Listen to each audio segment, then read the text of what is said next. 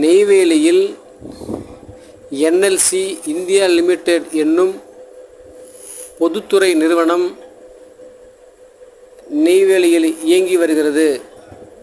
இந்த பொதுத்துறை நிறுவனத்தில் SC/ST பணியாளர் நலச்சங்கம் என்னும் தொழிற்சங்கம் மிக சிறப்பாக நடைபெற்று கொண்டிருக்கிறது.